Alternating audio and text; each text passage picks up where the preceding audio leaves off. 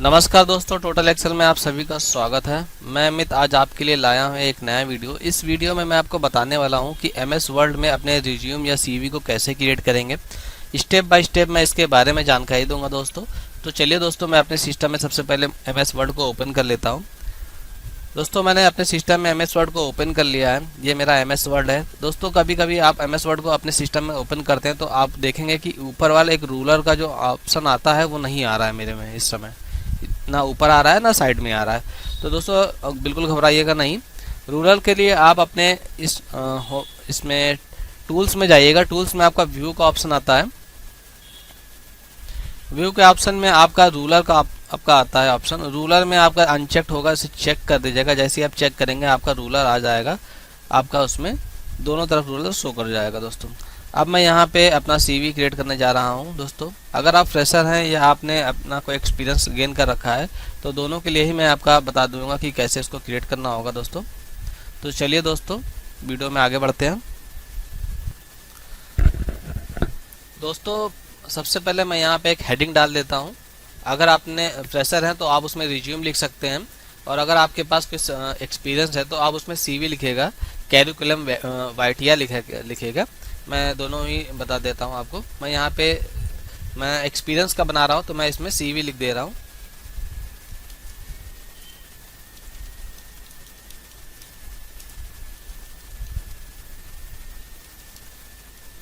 दोस्तों इसको आप लिखते हैं तो आपका ये बिल्कुल लेफ्ट में आ जाता है। इसको मिडिल में मैं कर ले रहा हूँ। इसको सेलेक्ट करके आप होम पे जाइएगा। होम पे आपका पैराग्राफ में ही आपका इसमें मिडिल का ऑप्शन आएगा और राइट लिखा होगा। सेंट्रल पे आप क्लिक करेंगे तो ये बीच में आ जाता है। उसके बाद इसको थोड़ा सा मैं बड़ा कर ले रहा हूँ साइज को। इसको मैं बोल्ड कर लेता हूँ यहाँ से और थोड़ा सा बड़ा कर ले रहा हूँ। उसके बाद मैं इसको अंडरलाइन कर ले रहा हूँ दोस्तों। इतना करने के बाद मैं यहाँ पे इसके नीचे मैं अपना नाम लिख देता हूँ। नाम, मोबाइल नंबर और ईमेल आईडी। इसको मैं लेफ्ट में लिखना चाहता हूँ दोस्तों, तो इसको मैं यहाँ पे लेफ्ट कर देता हूँ अलाइनमेंट। इसके बाद मैं यहाँ पे अपना नाम लिख रहा हूँ।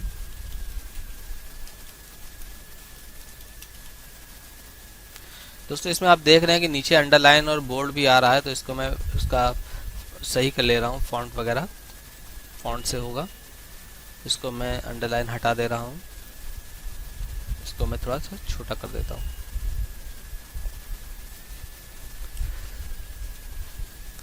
इसको मैं बोल्ड कर ले रहा हूँ दोस्तों।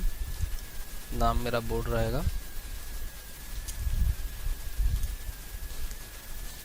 इसके बाद मैं यहाँ पे मोबाइल नंबर लिख दे रहा हूँ।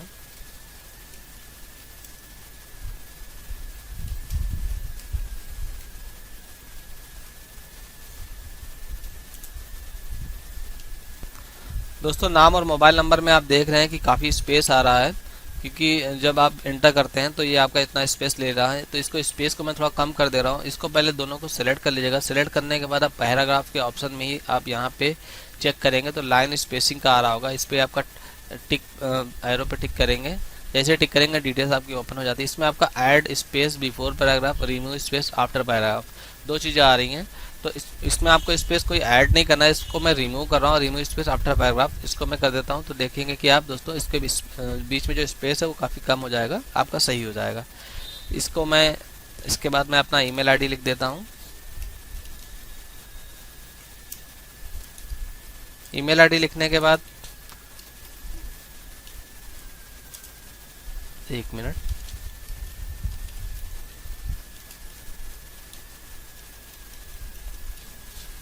दोस्तों मैं इसको नाम के अलावा बाकी चीज़ें अब मैं नॉर्मल में फॉन्ट में चाहता हूँ। मैं इसे बोल्ड नहीं चाहता हूँ और मैं इसे थोड़ा सा इसका साइज मैं थोड़ा सा कम कर देता हूँ।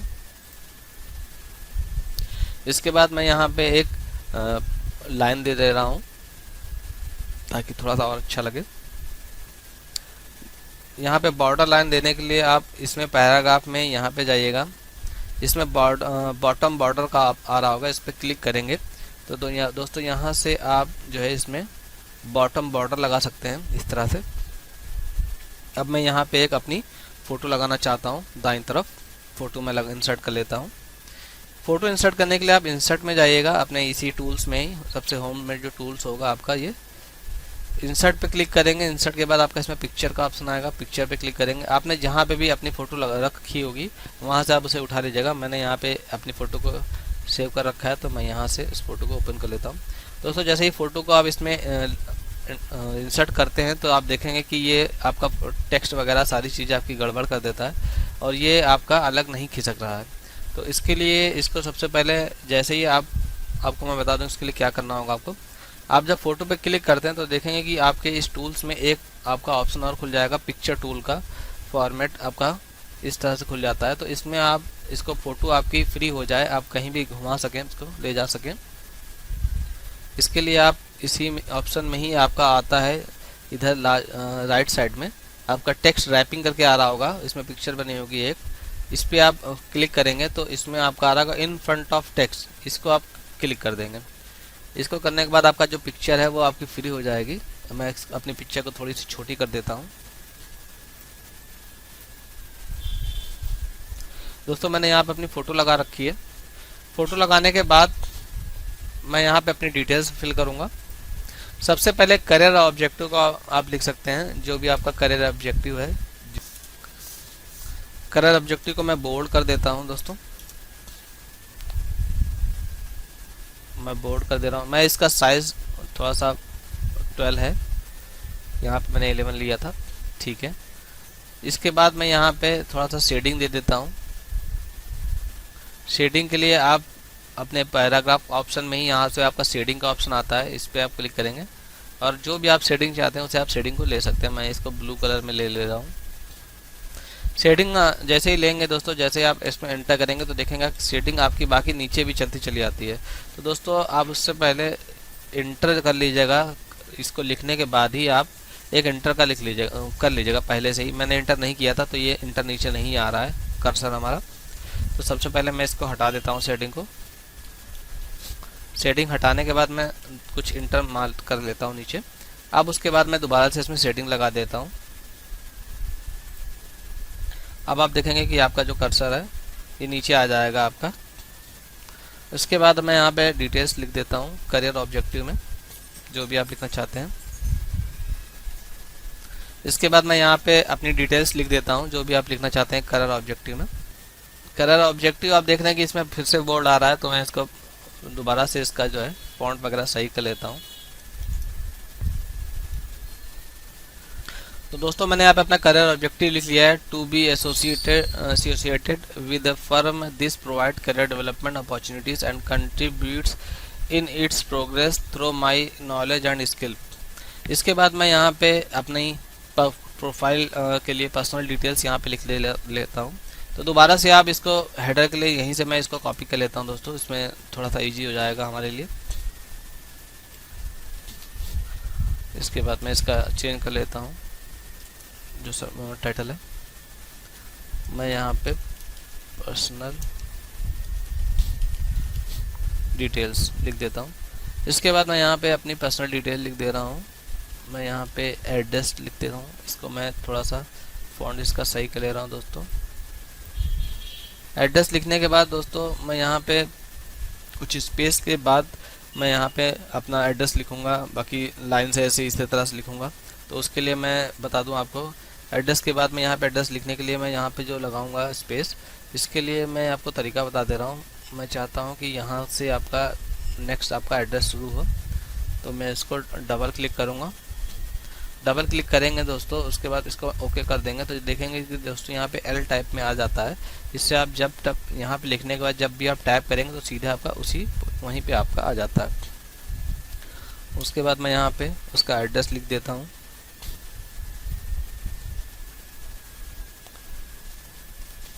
जो भी आपका एड्रेस है वो आप लिख दीजिएगा। मैं यहाँ पे एड्रेस लिख दे रहा हूँ दोस्तों। एक लाइन में अगर आपका एड्रेस होता है तो ठीक है, बट अगर एक लाइन से ऊपर हो जाता है तो आप देखेंगे कि नीचे का जो लाइन है वो आपका दोबारा से यहीं पे आ जाता है। तो आपको मैं दिखा दे रहा हूँ।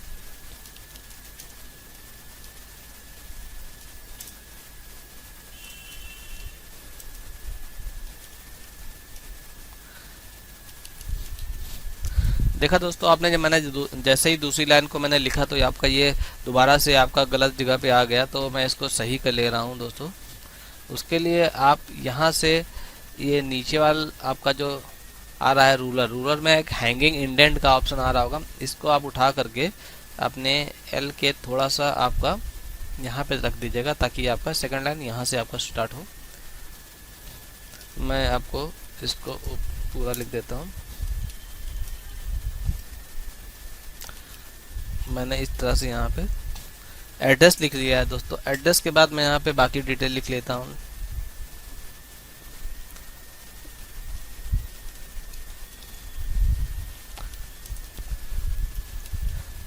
मैंने यहाँ पे लैंग्वेज भी लिख दी है। मैंने लैंग्वेज मुझे कौन कौन सी आती है वो आप लिख सकते हैं। इसके बाद मैं यहाँ पे फादर्स नेम लिख देता हूँ। ये मेरी पर्सनल डिटेल हो गई। इसमें address, date of birth, marital status, nationality, language, father name, इतना चीज़ें आपको लिखना ज़रूरी होता है। उसके बाद मैं यहाँ पे अपनी एजुकेशनल डिटेल लिख देता हूँ एंटर करके थोड़ा सा। यहीं से मैं इसको उठा लेता हूँ दोस्तों। इसके बाद यहाँ पे मेरी एजुकेशनल डिटेल आ जाती है अपना। मैं यहाँ पे एजुकेशनल डिटेल में मैं बुलेट्स ले लेता हूँ। बुलेट्स में मैं लिख देता हूँ मैंने क्या क्या कर रखा है। बुलेट्स के लिए पैराग्राफ में यहाँ पे आप जब इसमें क्लिक करेंगे एरो पे, तो यहाँ से आपका बिंदी वाला आता है, इसको आप क्लिक करिएगा। उसके बाद यहाँ पे अपनी डिटेल लिख दीजिएगा जो भी आपने एजुकेशनल में कर रखा है। मैंने यहाँ पे हाई स्कूल कर रखा है।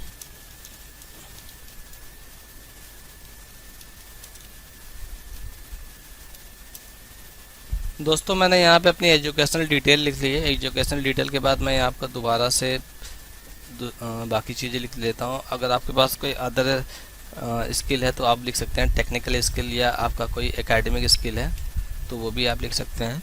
मैं यहाँ पे अपना कंप्यूटर मैं यहाँ पे अपनी अदर स्किल लिख देता हूँ दोस्तों।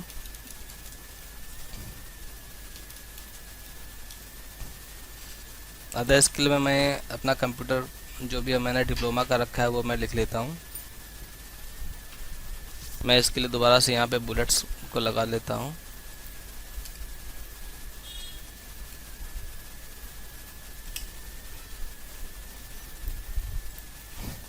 इसके बाद मैं यहाँ पे अपना कंप्यूटर प्रोग्राम लिख दे रहा हूँ। 1 ईयर ब्रैकेट में ADCA। मैंने अपना 1 ईयर का कंप्यूटर प्रोग्राम लिख दिया है। उसके बाद मैं यहाँ पे अपना एक्सपीरियंस, अगर आपके पास है तो आप एक्सपीरियंस डाल सकते हैं, नहीं है अगर आप तो उसमें आप फ्रेशर लिख सकते हैं। मैं यहाँ पे दोनों चीज़ें बता दे रहा हूँ आपको कैसे लिखनी है। अगर आपके पास एक्सपीरियंस नहीं है तब आप फ्रेशर लिखेंगे। पहले मैं यहाँ पे एक्सपीरियंस लिख देता हूँ।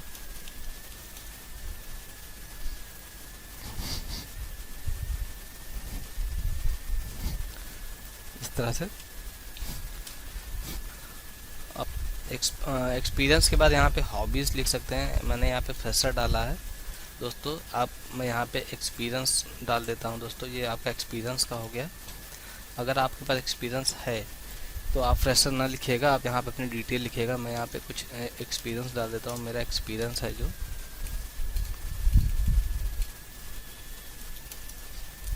ऑपरेटर, जो भी आपने एक्सपीरियंस में अपनी पोजीशन लिख रखी दोस्तों उसको थोड़ा सा हाईलाइट कर लीजिएगा, थोड़ा सा इसको बोर्ड कर लीजिएगा डिटेल्स को, और अपनी कंपनी के नाम का भी कर सकते हैं ताकि पढ़ने में आपका वो थोड़ा हाईलाइट हो जाए। इसके बाद आप एक्सपीरियंस हो गया। अब एक्सपीरियंस के बाद हॉबीज़ का ऑप्शन आ जाता है। हॉबीज़ आपकी क्या क्या आप हॉबीज़ लिख सकते हैं। मैं यहाँ पे अपनी हॉबीज़ डाल देता हूँ। हॉबीज़ में मैं यहाँ पे बुलेट ले रहा हूँ।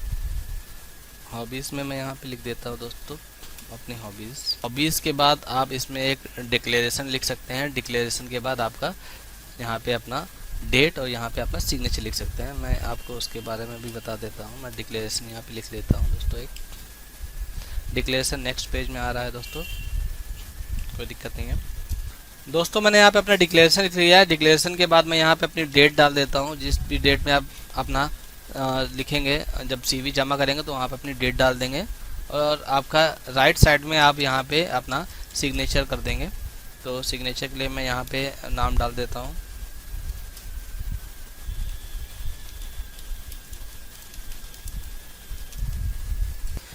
दोस्तों मैंने यहाँ पे डेट और अपनी दाईं तरफ आपका यहाँ पे नाम लिख दिया ब्रैकेट के अंदर, इस पे ऊपर आप साइन कर दीजिएगा, यहाँ पे डेट डाल दीजिएगा।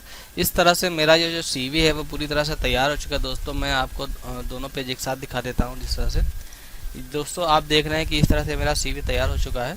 तो मैं समझता हूँ कि आपको मेरा ये वीडियो आपको काफ़ी पसंद आया होगा और आपको काफ़ी मदद मिली होगी अपने सीवी को बनाने के लिए। अगर आप इस वीडियो से रिलेटेड कोई भी जानकारी चाहते हैं या अगर आपको कुछ इसमें पूछना चाहते हैं तो आप हमारे कमेंट बॉक्स में कमेंट कर सकते हैं। और अगर आपको हमारा ये वीडियो अच्छा लगता है तो आप इसे लाइक कर सकते हैं और हमारे चैनल को सब्सक्राइब कर सकते हैं दोस्तों। मैं इसी तरह के आपके नए नए वीडियो लाता रहूँगा आपके लिए दोस्तों। तब तक के लिए धन्यवाद दोस्तों। जय हिंद।